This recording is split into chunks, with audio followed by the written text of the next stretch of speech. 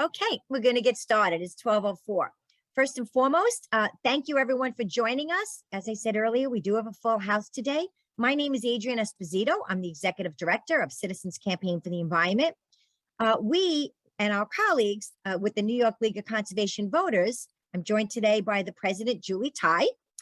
We've been hosting these lunch and learns so that people can understand better what now is coming down to New York State for transitioning us away from our old energy infrastructure to new energy infrastructure involving renewable energy.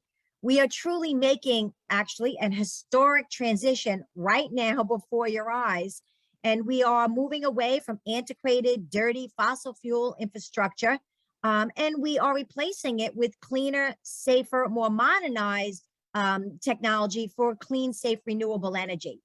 And that renewable energy, as it turns out, is coming in various shapes and forms and various projects. And we are having these lunch and learns to present to you, the public, the projects that have been accepted and are moving through the permit process by New York State. So whether it's BOEM for offshore wind or whether it's the state of New York for some of these on land ones, as this project is today, these are all designed to educate you and help you stay informed and engaged in this process and in this very historic transition. So without further ado, I'd like to introduce my colleague, Julie Tai from New York League of Conservation Voters, and then we'll get started. Julie? Thanks, Adrienne. As Adrienne mentioned, I'm Julie Tai. I'm president of the New York League of Conservation Voters and New York League of Conservation Voters Education Fund. We're going to be holding more of these types of forums, although not more necessarily on Tier 4, at least not in the short term, since this is our final one in this particular series.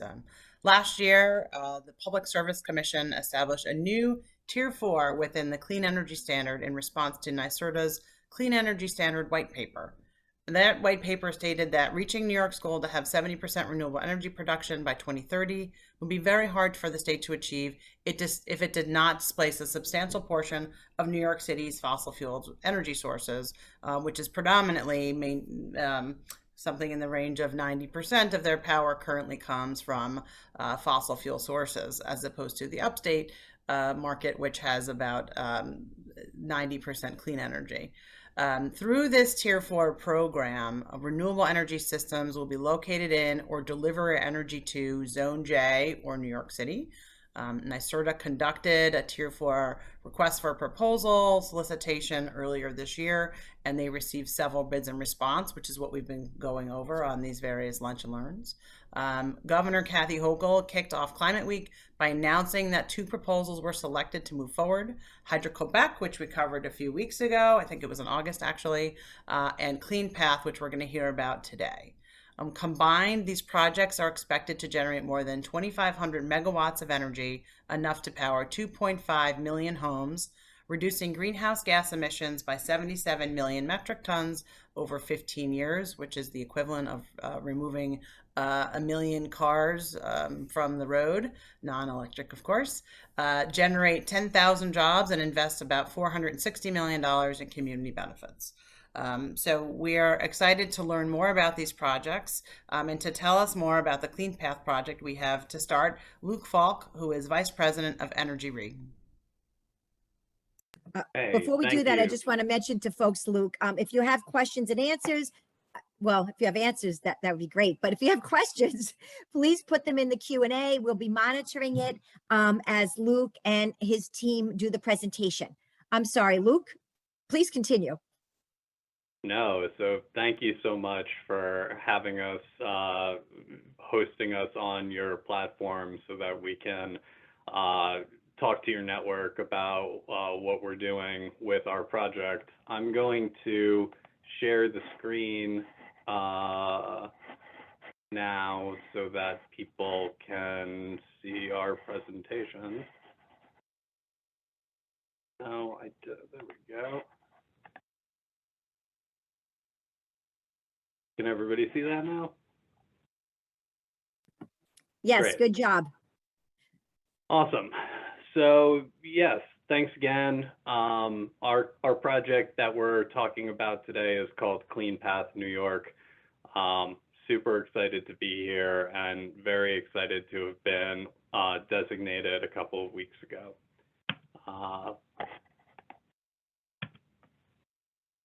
Before we get into the meat of the presentation, I thought we would take a second to introduce the panelists alongside me who form the partnership advancing the project. So Phil, do you want to go first?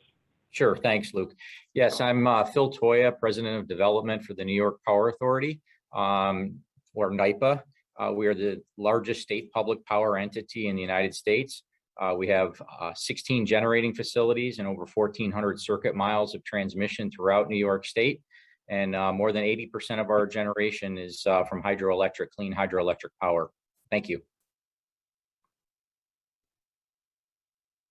Great. I'll go next. Shashank Sana, Executive VP of Transmission at EnergyRe.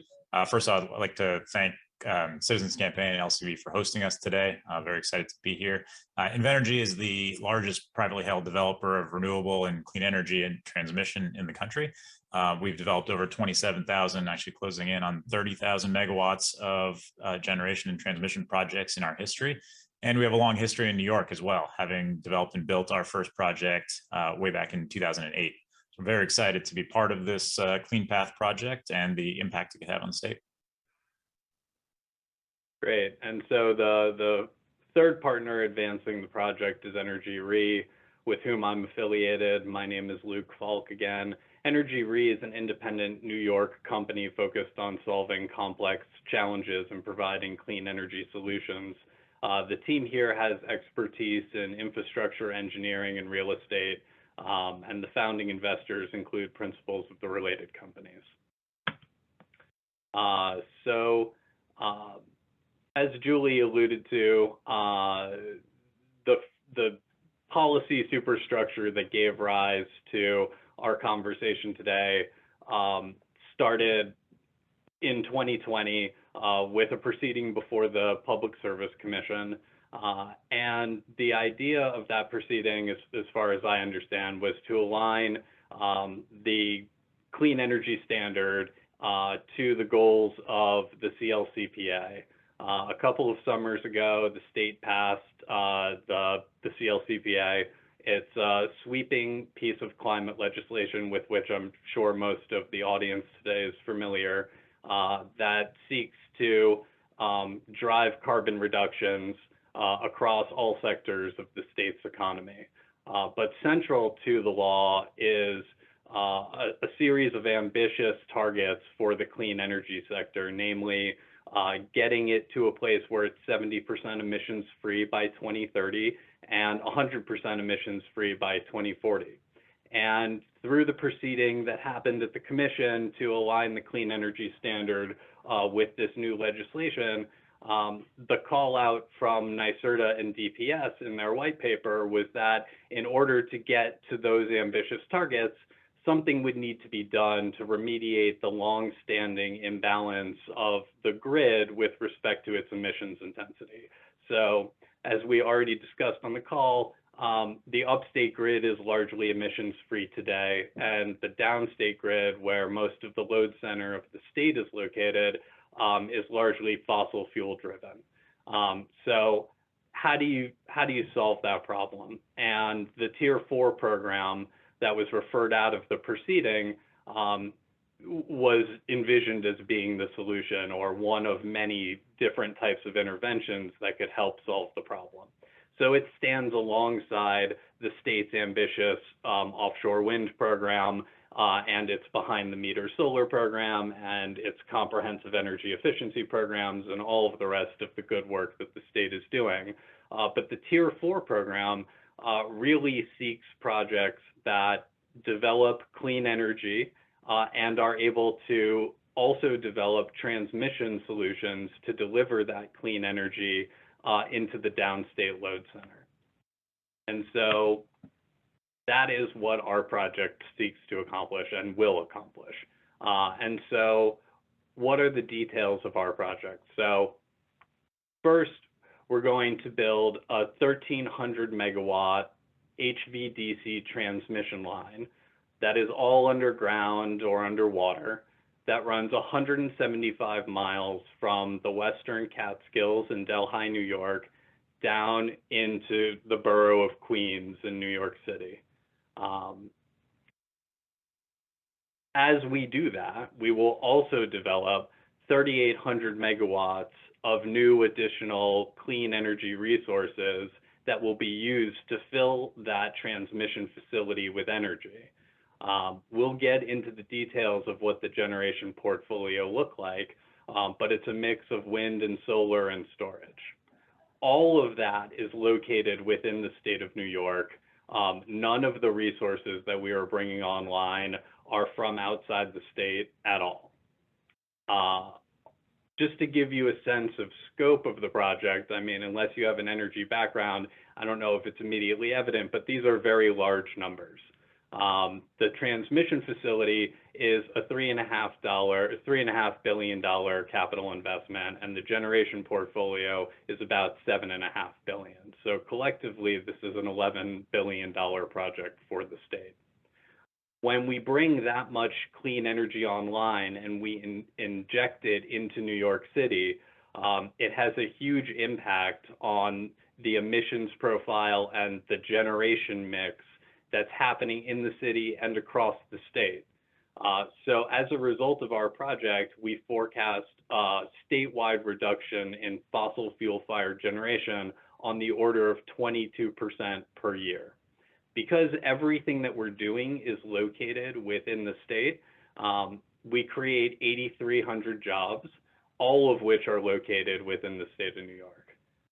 And finally, something that's very important and basically an animating component of the project for us is that when you reduce fossil fuel fired generation as robustly as we're talking about, you wind up avoiding social and public health expenses associated with exposure to emissions. These are within frontline communities in the city and actually everywhere across the state. And the economic impact that will have is in the billions of dollars over the contract tenor. So Phil, would you like to talk a little bit about our routing? Yeah, thanks, Luke. So as Luke indicated, about 175 miles of high voltage DC transmission to be built in New York. The preliminary routing at this point, we will be using 105 miles of NYPA controlled right away. So utilizing existing resources to try and get more out of it, with the clean energy being built in upstate New York. As Luke indicated, entirely underground or underwater. Where we transition from the existing NYPA right-of-way, which would be south of Rock Tavern, we would be utilizing DOT rights-of-way or submarine portions. And the current routing, and again, this is all subject to all licensing and permitting requirements throughout the state processes, looking at minimizing the impact on any sensitive areas as far as environmental impact, community impact, as well as minimizing the expense of the project. So really, again, utilizing existing resources, getting more out of that existing right-of-way where we can improve the utilization by adding the new line. Thank you. Next slide, Luke. Another key component here to the project, again, to maximize the utilization of the renewable resources, as well as to optimize existing resources, is the use of the New York Power Authority's Blenheim-Gilboa pump storage facility. So that facility is located in the Schoharie County area. So we pump water from a lower reservoir during periods of low load to a higher reservoir and utilize that energy in the other direction when loads require. So in this case, this project will be storing the energy when the line or the system conditions cannot utilize all of the renewable energy from upstate, enabling it to be used when loads are higher or when it's needed. So again, a unique, I think, blending of the old with the new to utilize the system resources to the maximum and helping improve the operational efficiency of the Clean Path New York project. Thank you. Great. So Shashank, you want to tell us a little bit more about our generation mix? Yep, thanks, Luke. So as you mentioned earlier, the generation portfolio consists of about 3,800 megawatts of renewable energy. Most importantly, all built in New York State. As we developed the project, we were very strategic in the resources that we selected here. The idea was to find a portfolio that would be balanced, both balanced across technologies. So as you'll see, we have roughly an even split between wind and solar energy, and also balanced among the regions of New York State.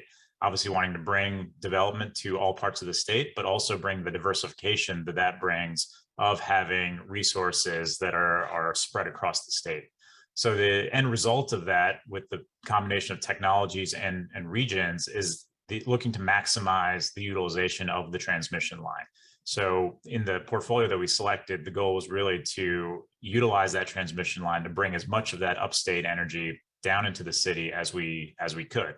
The addition of the Blenheim-Gilboa pump storage facility allows us to even increase that utilization further and really maximize the value of the transmission asset that we're building. Another key criteria in how we selected the portfolio was really looking at projects that are advanced and are likely to be able to be built based off of their stage of development. So we're confident that the portfolio that we've assembled here will be is sufficiently advanced where we can build all the resources here. And in fact, some of the resources that you see here will be entering construction in the relatively near future. Great. So that really covers what the project is between the transmission line, the storage, and the generation. But what we're really here to talk about today is the benefit the project can bring to New York State. And really, I think that starts with the emissions impact that we talked about a little bit earlier. The amount of renewable generation that we'll be building obviously has a key impact on emissions within the state. But the key is also bringing those renewables to where they can have the most impact. And that's where the transmission line comes into play.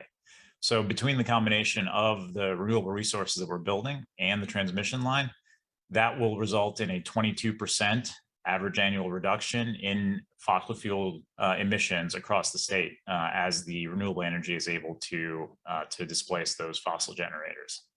The 22% is roughly equivalent to 39 million tons of avoided CO2 just over the contract life. And I do want to emphasize that the benefits of this project will extend well beyond the contract life. While we're talking about a 25-year contract here with NYSERDA, the assets that are being built here will have lives well in excess of that. Certainly longer than that for the generation assets, and for a transmission asset, 50, 60, 70 years of value that it'll bring to the state. So beyond the emissions impacts, there's also the economic development benefits. What we're talking about here is really one of the biggest renewable energy investments in the history of this country at $11 billion.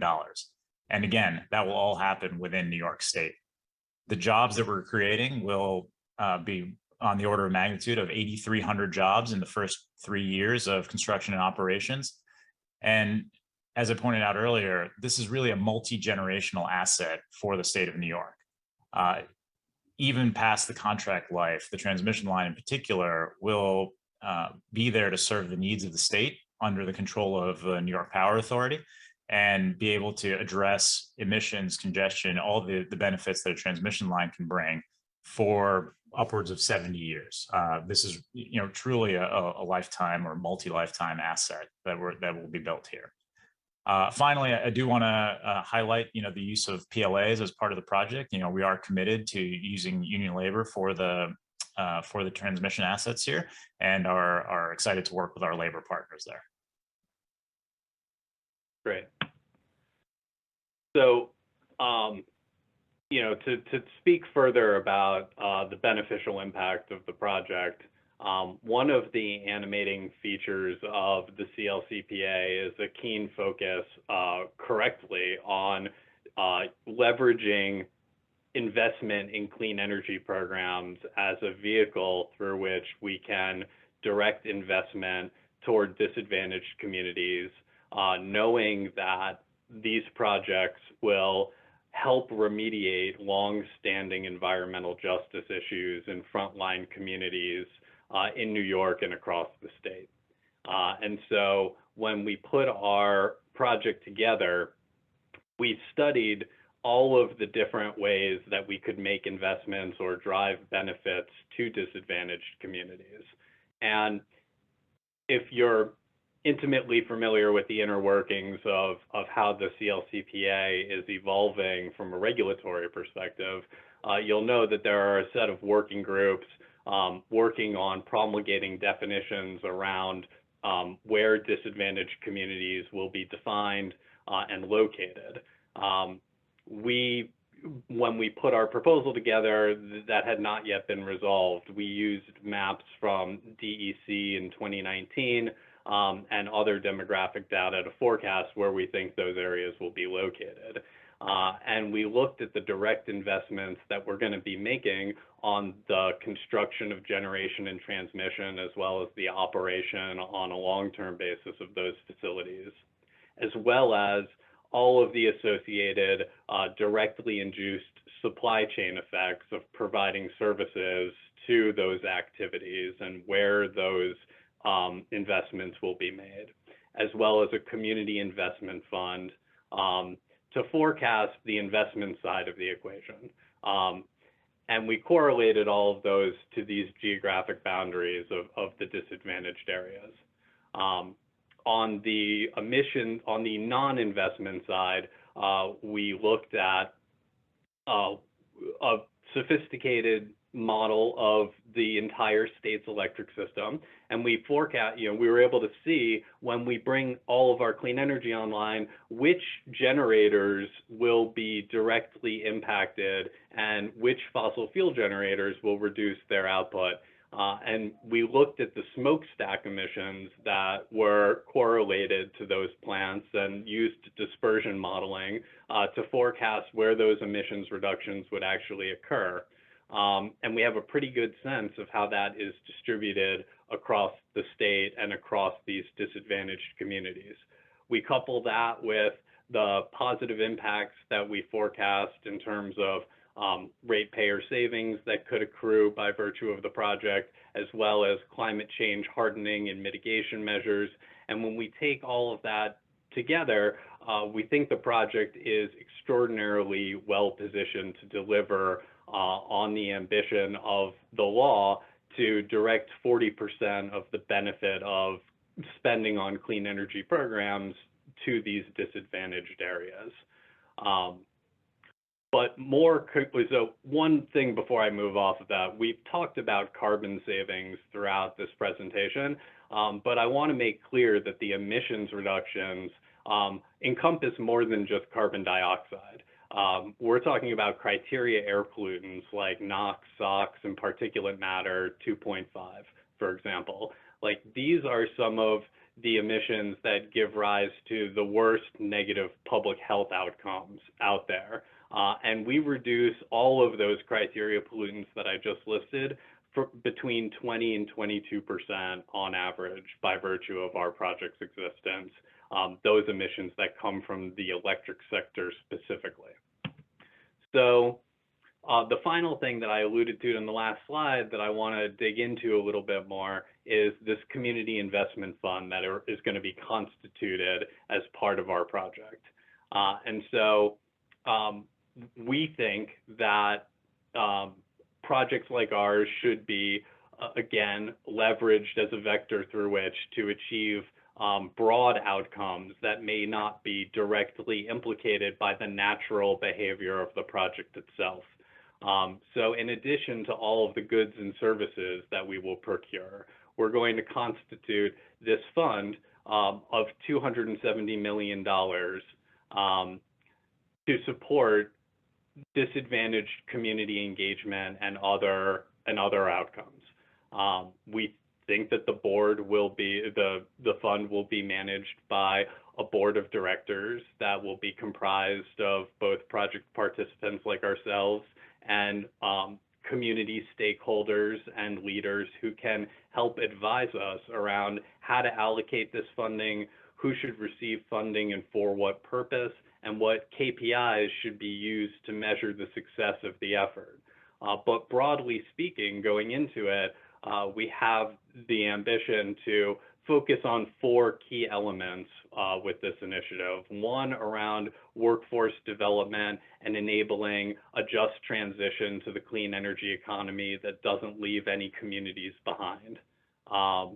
Another around education and all things clean energy related, right? We want to make good on climate justice. We want to make good on the promise of bringing everybody toward the clean energy vision. On top of that, we think it's very important to have funding to expand access to healthcare in disadvantaged communities for frontline communities that have been the most impacted by the historic behavior of our electric system. We also have a focus on environmental conservation with this program.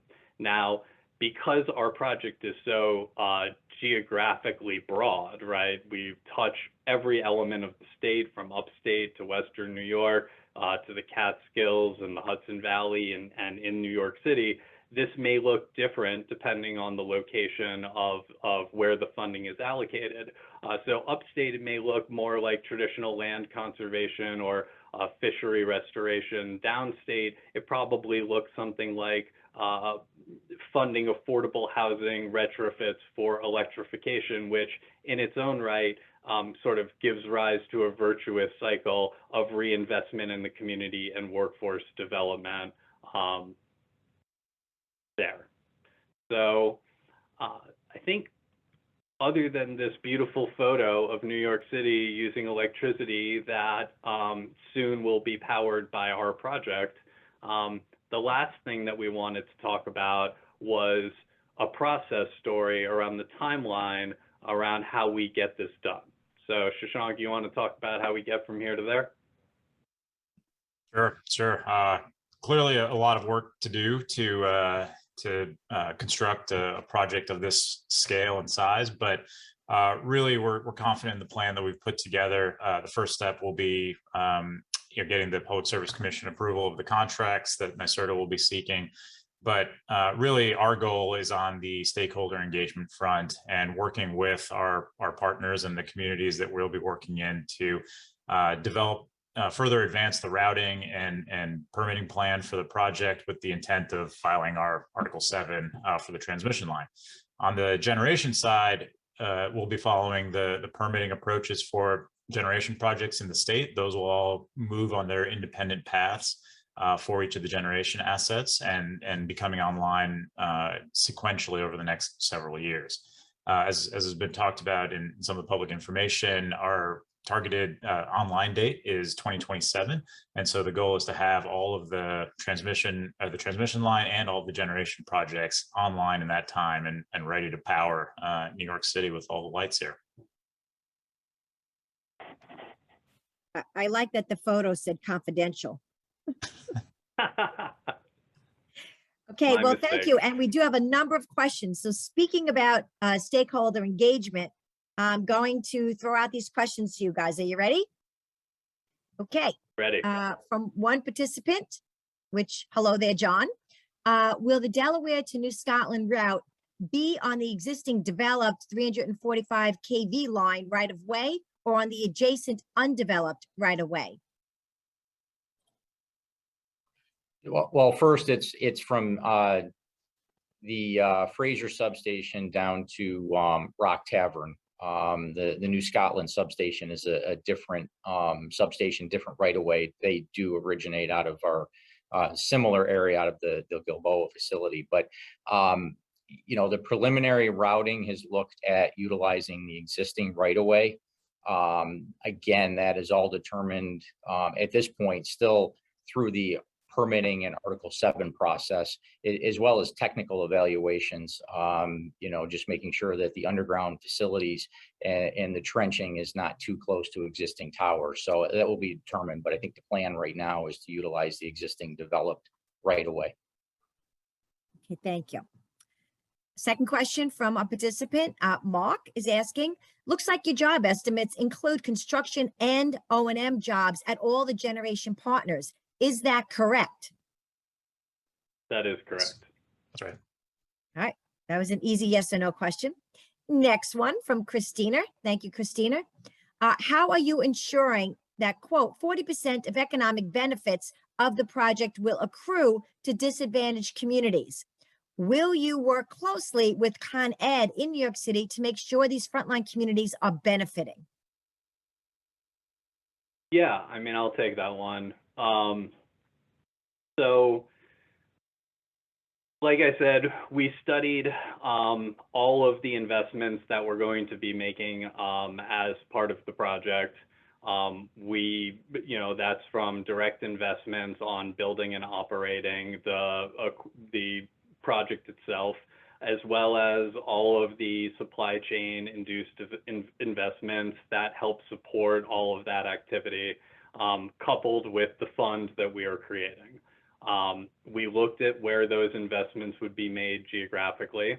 And on top of that, it's very important to us to be able to engage in a process where we're thoughtful about how to reach out to members of disadvantaged communities, make them aware of job opportunities associated with the project, make sure that that suppliers and other people who can support our project activity are given an ability to participate. And so we're going to do what we can do to make sure that we are directing these funds to the disadvantaged communities that need them in as much as it is feasible. Thank you. I'm going to take one or two questions from the chat, but if folks can, please don't use the chat, use the Q&A. This way I don't have to switch back and forth. I mean, not that I can't do it, I can, but it just helps it quicker. Okay, so here's a few chat questions. Will there be any investment in research and development for recycling used solar panels? Well, Yes, maybe that seems, yeah. Go ahead. Well, I was just going to say, I mean, that's certainly a topic as an industry that we're very focused on. And, Luke can talk specifically about what we might do in this project, but I'll just note, from the Invenergy's perspective, this is something that we spend a lot of time on all of our projects and really making sure that we've got options for the end of life of wind, solar, all the components. We want to make sure that it is a full life cycle approach that we take to it. I think it might be helpful if you also give a flavor of how long you expect the solar panels to last. Sure. So the general industry consensus, I would say, is in the 35 to 40 year time frame that we would expect those panels to last. So this is not something that we're out changing out every couple of years. I mean, these are very long-lived assets. I find it interesting that no one ever says, well, how long is that, fossil fuel power panels going to last? No one, I've been doing this business 35 years. No one has ever asked that question. Okay, next one. How are the ratepayer savings computed or estimated? Well, so for the purposes of our bid submission, we used a production cost model that was developed by a consultant that we retained to help inform our analysis. It's a sophisticated model that looks at the behavior of the electric system and can forecast our beneficial impact on things like congestion costs that we are avoiding by virtue of adding transmission to the bulk power system and several other elements of the project.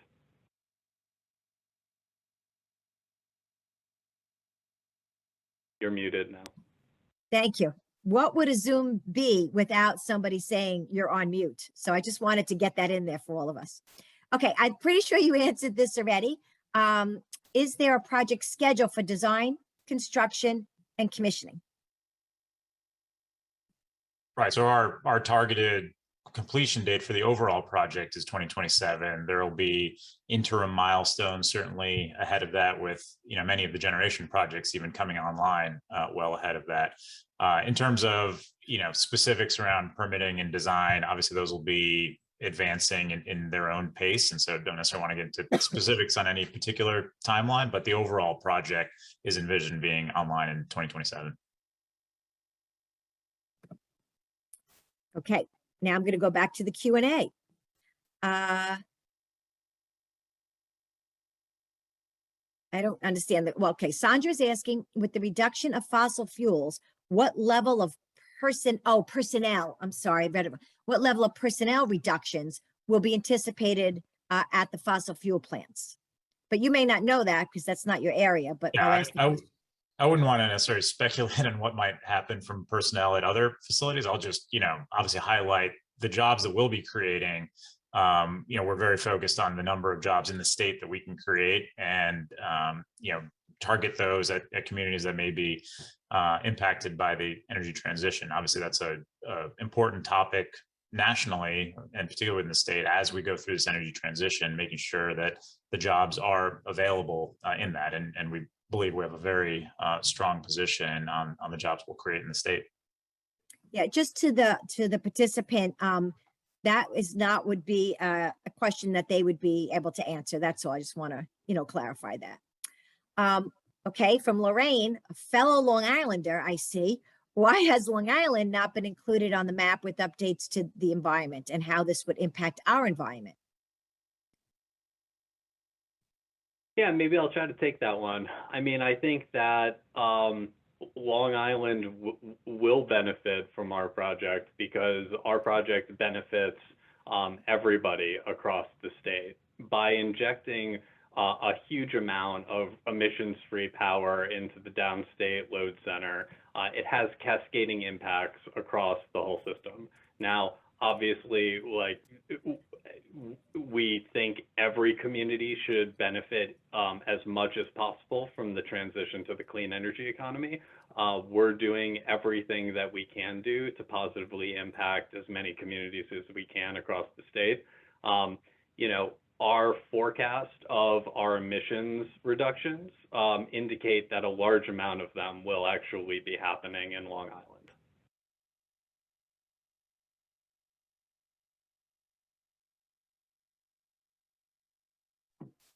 Okay, thank you. Will Clean Path have sole decision-making over who receives community benefit funds and at what level? Well, like I said before, the idea of the fund is to constitute a board of directors comprised both of project participants like ourselves and stakeholders and community representatives who can work together to come up with the right answer when it comes to funding allocation decisions and metrics against which the success of that effort can be measured. Okay. And Julie, you might be able to answer this one. Has the population growth and the requirement for additional energy created by electric cars and other items, is that included in the current cost estimates? Yeah, Julie, why don't you answer that one? I know it was I do think that when NYSERDA looks at overall what our expectations on need are for these various total amount of electricity, they are expecting that there will be an increase in the amount of electric demand, as well as a certain amount of energy efficiency that will be implemented. Obviously, we're an old state with old infrastructure, so there's a lot that we can do to help make our everything more energy efficient. But there will also be some things that will actually smooth out the grid. So right now, we don't demand very much energy at night, for example, and there's a lot of energy that can be generated at night, obviously not solar, but certainly on the wind front, in particular offshore wind. And so there will actually be some things that by having more users, and things like, charging of EVs at night will actually smooth out some of the demand on the grid and will actually help bring down prices overall in general. So I think in general that is factored in when the state is looking at the demand and what will be needed. How'd I do? Perfect. I knew you'd have the answer. Okay. Can you guys, this is from an anonymous attendee. All of a sudden you guys are shy now? What happened? Can you discuss how you are using pumped hydro to quote firm, unquote, the renewable energy? Since this isn't new pumped hydro, is this redirecting existing pumped hydro capacity? Yeah, so we looked at it closely. A couple things here. So the addition of the transmission does provide additional pathways, as we indicated, to get that energy from upstate New York to the New York City area. Obviously, we need to maintain our current operations and our obligations within the New York ISO market for the utilization of BG as a pumped resource. But there was additional headroom, if you will, times based on system or market conditions where BG, I'll say, was not being fully utilized in the pump or generation side. And we see the opportunities here combined with the additional renewables and the transmission line to provide additional utilization of that facility. Thank you. All right, 2 more questions. These are actually really good questions. These other 2, I mean, they've all been good questions. This is from another fellow Long Islander, Judith. Hello, Judith. How does this project relate to the offshore energy generation currently being developed off of Long Island's coastlines? So I think this is probably one of the best attributes of our project. I mean, it doesn't directly, it's not directly related to the offshore projects, but given that the transmission line will effectively just become part of the NYSO system, it creates an additional pathway to alleviate congestion in the overall NYSO system. And so, and Julie mentioned it earlier, as more offshore is built, whether it's in Long Island or straight into New York City, there could be periods where the offshore that's being produced is actually greater than the energy need. And so what our transmission line will do will create an ability to bring that to the rest of the state. And so really the transmission line, yes, will primarily bring the resource into New York City, but given that it is an asset of the state of New York, really, it will allow the state to balance out the grid overall, depending on where the resource is. Thank you. All right, this is a really good one too. Very relevant question because, I think Julie's group and our group, we work all throughout New York State and we see this also. This is from Lori. She says, I live in central New York and there's a lot of pushback on using land for solar farms and wind turbines, especially when they mostly benefit New York City. Many communities are implementing moratoriums and some outright bans for solar farms. How are your selected communities reacting?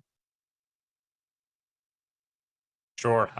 Working with the communities where we're developing our projects is critical. And, we work very closely with the stakeholders in those communities. One thing I will note about our projects, if you remember from earlier, we were building roughly 3,800 megawatts of generation compared to a 1,300 megawatt transmission line. So actually quite a lot of the energy that is coming from those new renewable projects will be benefiting the entire state. It's not just to feed the transmission line.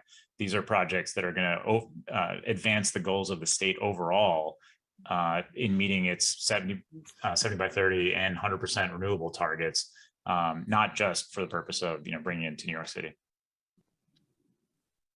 I think it's also important to note that some of the laws that local governments are enacting will be challenged during the process of siting potentially, and I think there's a goal of trying to have communities be accepting or find communities that are accepting of projects so that it is beneficial. It's not only about the electrons, but it's also about the benefits locally that occur. Right. And I think it's worth mentioning too, is that, and listen, I know I live on Long Island. I know there's an upstate mindset, and then there's a New York City mindset, and then there's a suburb mindset. It's like we have three segments, of our state. And many times there could be a different mindset between, Western New York and even Central New York. So it is very local. But I think one of the things I know our group and other groups like LCV are doing is working to give people more of a, we're one state. We're all in this together. And, New York City is using 70% or 80% of all the fossil fuels in the state. And we can't build a giant wind turbine in the city. We can do them offshore, which we are doing off of Long Island and off of New York City, but we need to place this infrastructure somewhere or we're never going to solve our problem. So the question is a very good question. Part of what needs to happen too is to change the mindset.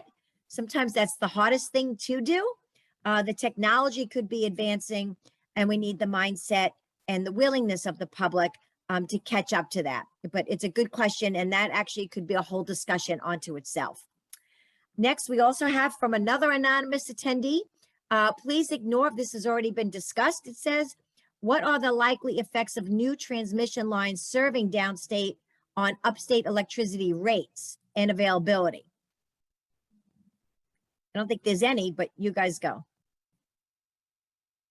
Well, I mean, all right. So I think one obviously, look, the idea of adding transmission is that you reduce the sort of congestion on the bulk power system. So you could think about it as a traffic jam that you're helping to alleviate. The problem with the traffic jam on the electric system is that it actually increases energy prices for all consumers. So to the extent that you can reduce that traffic jam, you reduce costs for all ratepayers across the state. So I think I view it as a beneficial addition to the system, knowing that, not only that, but I think it helps create an environment where the achievement of the state's clean energy targets becomes more economic the more transmission you add. Because as you alleviate that traffic, that congestion on the system, it allows investments that are being made in renewable generation facilities all over the place to have the power flow from here to there more readily. And so in a lot of jurisdictions, you'll find that just adding more renewables to the system gets to a point where you begin to get a diminished returns because you suffer from curtailment. Like you can't get the power out because you don't have transmission capable of doing that. Our project will be hugely beneficial to that regard. We reduce congestion across the total east interface by over 50%. We reduce congestion across the Sini interface by over 80%. I mean, these are hugely beneficial investments that the state is making. So we have a question from Audrey who wants to know, looking for more detail on the location of the Hudson River crossings and what happens if not all the wind and solar projects in the current planned generation mix are able to receive their permits or they aren't constructed. Those are two distinct questions. So tell us more about the crossings, and then plan B, if for some reason all of the projects that are proposed to be part of this don't come to fruition. Yeah, I mean, Phil, do you want to talk about the routing, and then we can, Shashank can talk about the generation? Yeah, so the routing again is preliminary, and we're looking at minimizing the impact. So we will be doing the one crossing after we leave the Rock Tavern substation, going to the east side, and then traversing down, and again choosing locations where preliminarily at least again minimizing the impact where we leave the river and again follow public rights of way along roads to get down into the city. And again, that's at this point, again, based on the preliminary conceptual engineering, but all subject to the public engagement through the Article 7 process. Right. On the generation portfolio side of things, as I mentioned earlier, one of the criteria that we used in selecting the portfolio was to look for projects that had a sufficient level of advancement where we felt confident that they would reach the finish line. Obviously, things can change in any development project, and so we'll be monitoring and looking at the portfolio closely over time. And if for some reason, we need to look at swapping one project out for another, we'll look at that. But, obviously the goal is to get all of these projects through their permitting process and constructed. Great. We have another question from Lorraine related to diesel trains. It's not really pertinent for our speakers today, but what I will say is that we are hopeful that as part of Build Back Better, there will be a significant amount of funding for clean transportation, including for modernizing trains in order to reduce pollution from them. Although in general, having trains reduces a lot of truck usage, which are obviously also predominantly diesel right now. So there's always a little balance on that front. But hopefully in the near, not too distant future, more of those diesel engines will move to electric, as many of our commuter trains are. We have a question from Sydney. The area near Wales, New York, and East Aurora have several wind turbines. One of the wind turbines has a blade broken off the tower. I understand that the material that the blade was made of is not recyclable or decomposable. Is that true? And is there somewhere that there's some blade has to be shipped to New Mexico for burial? Does this project anticipate these types of problems? So I can't speak to necessarily the specific one that she's talking about there. I'll just, circling back on the recycling point, I will note, we as a company are, regular recycling blades now. So, that is a current practice that is available and we are using. So again, going back to the earlier comments, it is a key focus of ours, both as a company and an industry, to make sure, we're being responsible in that end of life for any particular asset. So recycling is absolutely something that's available and we are doing right now. Fantastic. I don't see any more questions right now in either. Well, it's perfectly timed since it's Exactly. 12:56. So do you guys have any last summary you'd like to say before we end our Lunch and Learn program?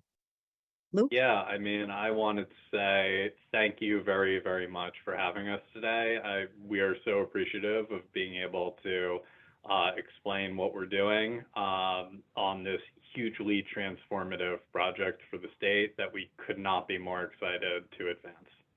Great. And we had, almost 100 participants on here. No one trailed off, I have to say. We had a lively question and answer session, which we appreciate. I think people want to get their questions and, deserve a good forum like this where they can ask them. So I'd like to thank so much all of our participants from Clean Path and also obviously our partners at New York League Conservation Voters. And for all of our participants, we hope that you found this informative and educational, and we will be doing more of them in the future, not on this project, but on other projects. So thank you so much for participating. Judith said this was a very thrilling presentation. So thank you, everybody. That's a high Thank you, compliment. Neil. Thanks, Judith. Thank you, everybody. Thank you very much. Okay, take care. Go eat lunch.